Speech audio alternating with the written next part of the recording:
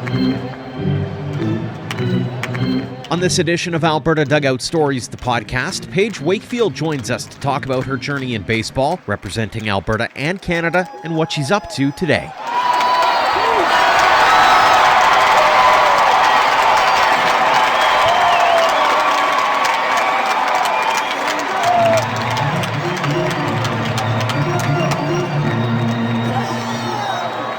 Welcome to episode 124 of Alberta Dugout Stories, the podcast. I'm Joe McFarland. First off, a happy belated International Women's Day, one and all. We've been lucky enough to have quite a few conversations over the last couple of years around the women's game in this province and highlighted them on social media back on March 8th. From profiling players like Nicole Lachansky, Kelsey Lawler, Tara Slakonich, Ellie Jesperson, and Madison Willen, to our chat with Baseball Alberta's Barb Northcott and Chris James about the growth of the game as a whole, it felt like there was a lot of momentum before the pandemic hit. During the pandemic, I was lucky enough to MC the Girls' Day in Baseball online sessions put on by Baseball Alberta, featuring panel discussions with past and present players to help keep the spotlight on the game. And that's where I first chatted with Paige Wakefield. The St. Albert product represented our province at nationals on a few occasions and went to Havana, Cuba for Team Canada's spring training in 2010. She had an illustrious career spanning 13 years, including a gold medal at nationals in 2006. She later got into coaching and is now in physiotherapy. Earlier this week, we took to Zoom to chat about her journey in baseball, some of her personal highlights, and how she uses those experiences in her day-to-day life today. Paige, thanks so much for joining us here on the podcast. Thank you for having me. Do you remember the first moment when you stepped foot on a baseball field and said, yeah, this is a pretty cool sport. I could see myself doing this. I was so young. I remember coach pitch, and I think I love to hit, and I cranked the ball, and I remember running the bases, and it's just, I don't know, so much joy came from that as a kid, just hitting the ball as hard as you could, and everyone gets so excited and is cheering you on. And I think that was definitely part of me enjoying and latching onto the game. Do you remember when you said, okay, this is something that I want to do long term, or maybe even reach for the stars, so to speak? The first year that I played on Team Alberta, and kind of realized the potential that there was to, pursue the sport competitively. And Chris James was my coach and really treated us like high performance athletes. And once I had a taste of that, I really thought, I do want to pursue this, and I want to get better, and I want to, reach my full potential and dedicate myself to it. Was that a challenge growing up, especially being in Alberta? We always talk about hockey and football kind of being 1-2, and then baseball is sort of at the bottom of the scale almost. And so from a guy's perspective, it's one thing, but explain that from a women's perspective. Yeah, for us, I mean, women still play hockey, but the distinction, I think, is the softball baseball debate, because, even when my parents were registering me, people would question why I wasn't playing softball. And once I made the switch over, I thought, it's so much easier to grip a baseball for me being female. I have smaller hands, but the different intricacies of the game, like being able to lead off and stealing and all of those other things, again, gripped me, and I never looked back to softball. And my parents just wouldn't let me play hockey because they didn't want me to get concussions. But did you play a lot of other sports growing up? I did. I started out playing a bit of soccer. That didn't really land for me. Gymnastics I really enjoyed, but my parents kind of said the time commitment's ramping up. Which do you want to play? Gymnastics, baseball? What do you want to do? I picked baseball. And then throughout junior high and high school, I played a lot of basketball in the baseball off season. And especially given that in Alberta, it's not a 24/7, 365 kind of thing. And so talk about the development side of the game when you are able to kind of take that break from the game and not burn out in the game itself. Mm-hmm. I know for me, I pushed myself and gave my all every season. By the end of baseball season, my arm is toasted, and we've pitched, we've taken the Advil, we've done everything we should and shouldn't do. So having that off season, it really makes you feel so much stronger when you do come back to the game. That when you're playing catch the first time you come back, you're like, okay, I needed that. My arm and my body needed that But then switching to another team sport like basketball, you're still getting the training, you're still getting the camaraderie and teamwork. So it just is it develops different skills for you. You mentioned Chris James, but name some of the other people who were really integral in making sure that not just you were succeeding, but your teams were succeeding, that the game was growing here in this province. Definitely. Sheen Bromley was another coach that really helped in my development. I always looked up to Nicole Lachansky. She was kind of the player that I looked up to and really wanted to, I really saw how much she accomplished, and she was in my local area. And also my good friend Heidi Northcott, both of her parents, Barb Northcott and Harold Northcott, were always super supportive of all of us. But really, Chris James for me is the one that introduced me to baseball, treated me like an athlete, and gave me the spot on Team Alberta that kind of sparked it all for me.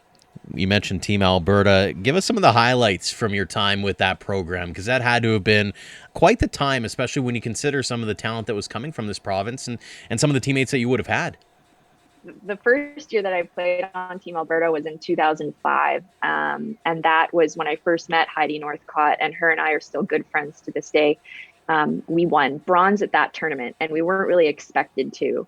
So it was really exciting to come home with a medal. That was in Parksville, BC. That was my first experience at nationals. So getting to travel to BC and then have that experience, meeting other girls from Quebec, Ontario, Saskatchewan, and that feeling at that tournament was really special.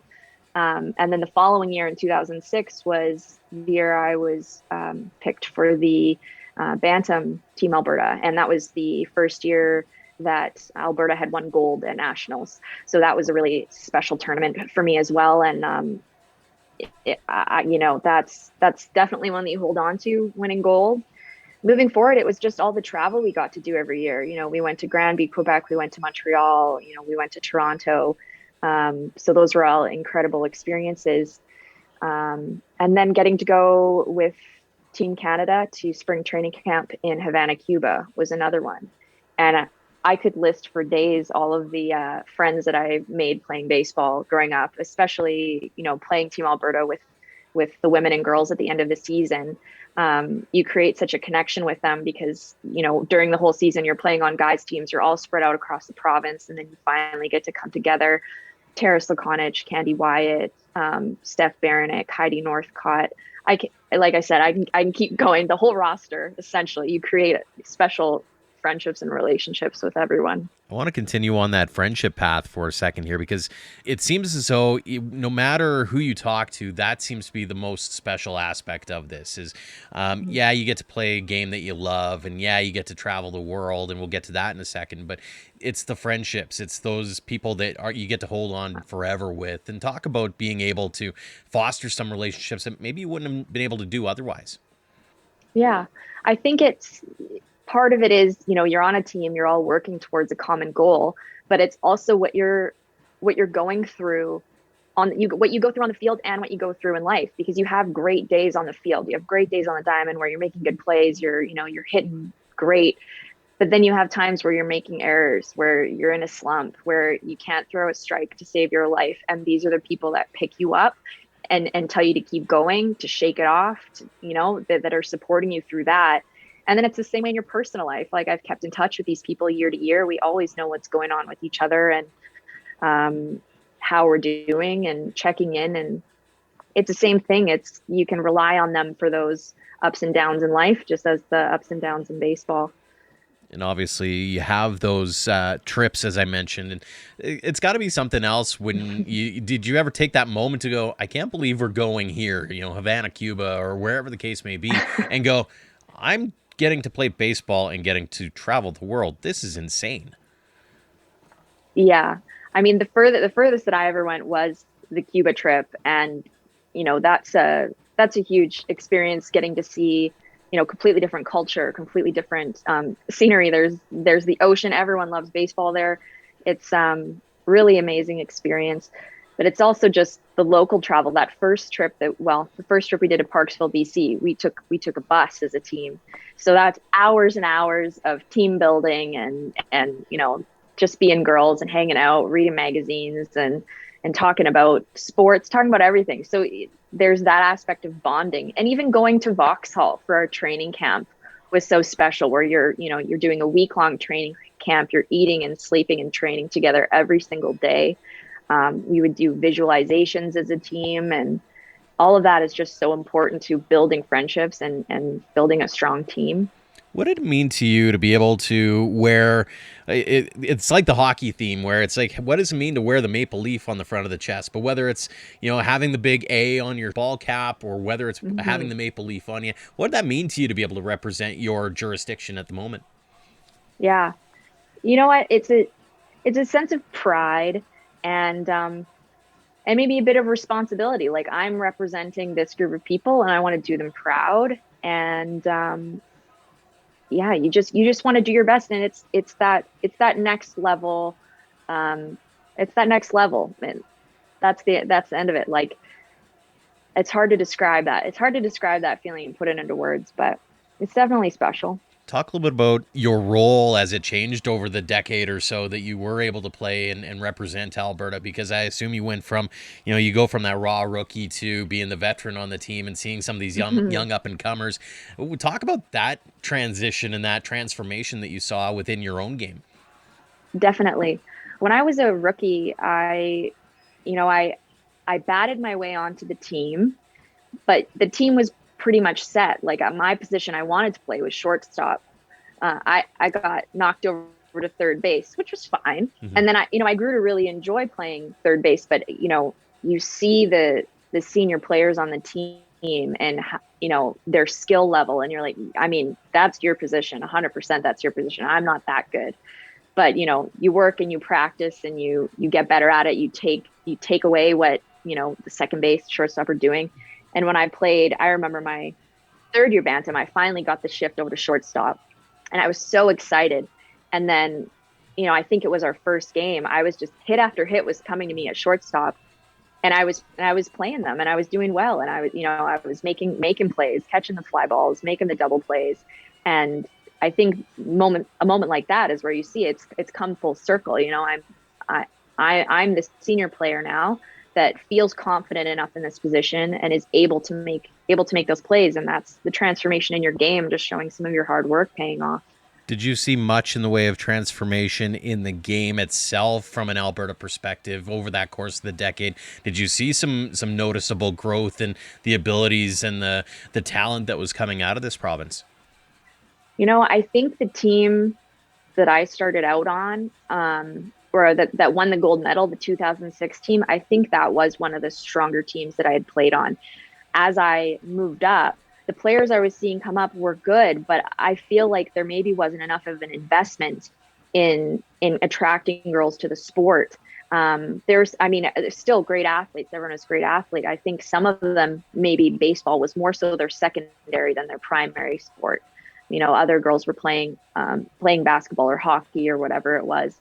So moving up, and I don't know if that's just the perspective, as you get better at the game, your caliber expectations is higher. But I feel like that gold medal team was one of the better teams I played on. And then moving into the women's open division, that's really where the caliber was high. And you're playing with, there's something like 8 players on the team that were members of Team Canada. So that was really high level baseball as well. How important is that aspect of things, not just marketing the game, but also making sure you're getting in front of the eyes and in the ears of those young girls who want to play? I ask that because in chatting with Nicole Lachansky and Kelsey Lawler about it, that was one of the things that they flagged is, hey, there needs to be a little bit more of that spotlight placed on some of the talent that has already come through, but also the opportunities that are out there. 100%. I think that we're doing better to advertise and get the word out. I remember for me, 2004, there was a Women's World Cup in Edmonton, and my family went to watch, and that's the first time I'd seen women play baseball at that level, at that capacity. And I think it's inspiring to see women performing at that level, and that's that's something we need to do is getting the word out there, because I think the default is for women and girls to be encouraged to play softball, and they might not even know that baseball is an option for them. And I think we are doing a good job of starting to encourage women and girls, and having our Women and Girls Day in baseball. And then even just seeing female coaches is so important. I didn't have very many female coaches growing up. I had excellent male coaches that, treated me like any other athlete. But I think that that's important for us to be giving back, and so that they can have someone to look up to. It's interesting. I've had this conversation about how success breeds success from a men's perspective. You look at Mike Soroka and how all of a sudden Alberta kids are saying, hey, I can make it to the show. Same kind of thing I assume holds true in the women's game as well, is that if you do have those success stories, like we were able to highlight, say, during those sessions back in June and July of last year for Girls' Day in baseball, but also even for International Women's Day, for example, being able to spotlight some of the big things happening, all of a sudden gives those young athletes something to aspire to. Yeah, that's a big question. I think that, it's encouraging women to play the sport. It's really important to open up a welcoming space and foster that. I think that, my experience growing up, I had a bit of a different experience growing up and playing sports on all male teams. I wasn't always welcome. I wasn't always, I was just there to play baseball, but it wasn't always a positive experience from the perspective of other players, other parents, whatever it may be. A lot of my experiences were positive, but some of them weren't growing up. So I think that in promoting promoting Girls' Day in baseball, and really encouraging everyone to be more accepting of women playing sports. And again, it's just I think being a physiotherapist of my background, it's such an essential thing for women and girls to grow up playing these sports for self-confidence, for their health, for their physical literacy, for socializing with other players. And I think it's just promoting it, making it exciting, making it fun. I think that's all very important. Well, and you segued really well into my next question, and that's about what you're up to nowadays and being able to take some of that baseball experience into your everyday life. How do you do that? Another good question. I think baseball gave me a sense of discipline, a sense of competitiveness, and also helps you to understand the ups and downs. As I mentioned before, you have ups and downs in the game, you have ups and downs with life, and it's how you deal with them. And, I always lean on my social supports to help through tough times. Going through the pandemic, I think all of us have had to. So I think that's one of the big ways that baseball is translated into my personal life. Talk a little bit about your involvement in the game after you decided to, quote unquote, hang them up. But I know you did some coaching. Mm-hmm. Did that teach you anything about sort of the role and responsibilities that come along the ride, and what's sort of needed in the game itself now? Yes, that's definitely true. As a coach, I had some really good experiences working with both male and female players. And, it's they hang on to your every word sometimes. And so you have to be careful about what you're saying and how you're saying it, because, I remember growing up, some of those experiences are going to help shape who you are, and you're going to carry them forward. You want to be encouraging, and you want to be careful about what you're saying as a coach, as someone that's being looked up to. So I was thinking about when I was a coach, it was the final game of the season, and there was one player who had been in a slump basically the whole season, hadn't hit. And this was crunch time, 2 out, bases loaded, and he hit a triple. And I almost burst out into tears. It was an incredible feeling to see someone's arc of their season go from this low point of having that low confidence in themselves to having a hit like that. The smile on their face was incredible. And I understand moments like that are why people coach. Mm-hmm. Wanted to ask about advice for young women, girls who are looking at the game mm-hmm. of baseball and saying, maybe it's not for me. I mean, when you were an athlete, you probably had those people come up and give you those words of advice, those alumni, et cetera, et cetera. And they, mm-hmm. now that you get to play that part, what kinds of advice would you give to them? I'd say you might have to brush off a lot coming from some people who are negative or who don't think that playing baseball is something you should do. But again, you just let it brush off your shoulder. And if you give the game a chance, you know, you'll love it. There's so much to the game that I fell in love with, and it gives so much back to you. I think you just keep playing, you keep working hard. There are great opportunities in the sport. And I wish you luck. Final question for you. What does the game of baseball mean to you? You know, it's always hard not to be romantic about baseball, but it means a lot. When I was growing up, it really was everything. And, you know, it still is an integral part of who I am today. So it's shaped my life in many ways. So it's been great, a great experience. Been a great experience being able to chat with you and catch up with you as well. Paige, thank you so much for joining us here on the podcast. Thank you for having me. Thanks again to Paige Wakefield for joining us this week, and thanks to all of you for downloading and listening. We hope this episode and others provide some insight into the women's game and maybe inspire the next generation of baseball players to hit the field. We're also working on bringing you a few more women onto the podcast in the weeks ahead, so make sure you hit subscribe on your podcast provider of choice, as you won't want to miss those or any of our other episodes. Until next time, thanks for all of your support, no matter the platform of Alberta Dugout Stories.